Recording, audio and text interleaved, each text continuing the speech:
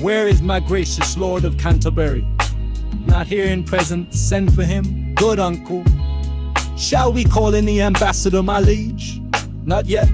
My cousin, we will be resolved before we hear him of some things of weight that task our thoughts concerning us in France. God and his angels guard your sacred throne and make your long becoming. Sure, we thank you. My learned Lord, we pray you to proceed and justly and religiously unfold why the law Salique that they have in France or should not bar us in our claim.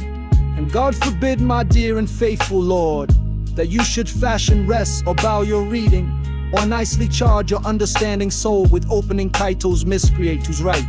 Suits not in native colors with the truth, for God doth know how many now in health shall drop their blood in approbation of what your reverence shall incite us to.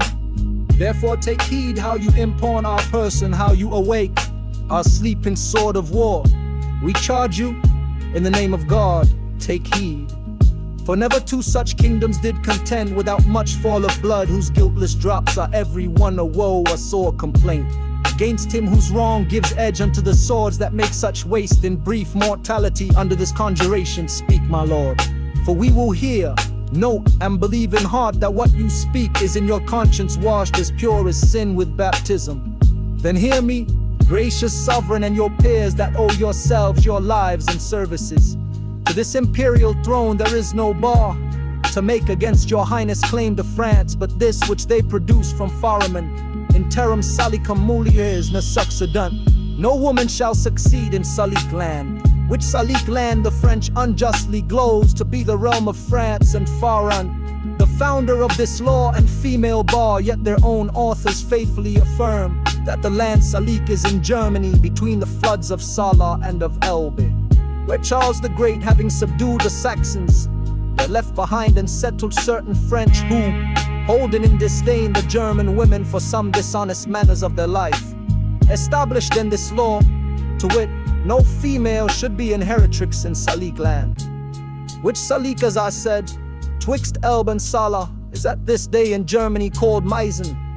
Then doth it well appear that Salique law was not devised for the realm of France, nor did the French possess the Salique land until 421 years after the function of King Faramund, idly supposed the founder of this law, who died within the year of our redemption, 426, and Charles the Great subdued the Saxons and did seek the French beyond the river Salah in the year 805. Besides, their writers say King Pepin, which deposed Childeric, did as our general, being descended of Blithilde, which was daughter to King Clotaire, make claim and title to the crown of France. Hugh Capet also, who usurped the crown of Charles the Duke of Lorraine, sole heir male of the true line and stock of Charles the Great, to find his title with some shows of truth.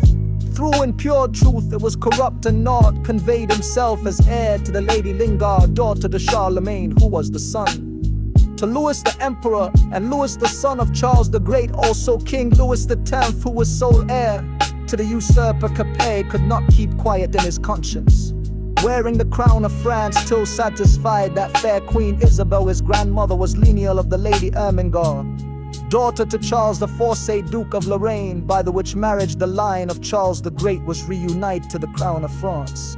So that as clear as is the summer's sun, King Pepin's title and Hugh Capet's claim, King Louis's satisfaction, all appear to hold in right and title of the female. So do the kings of France unto this day, howbeit they would hold up this Salique law to bar your highness claiming from the female, and rather choose to hide them in a net than empire to embar their crooked titles, usurped from you and your progenitors. May I with right and conscience make this claim, the sin upon my head, dread sovereign, for in the book of Numbers is it writ, when the man dies, let the inheritance descend unto the daughter. Gracious Lord, stand for your own, unwind your bloody flag, look back into your mighty ancestors, go, my dread Lord, to your great grandsire's tomb.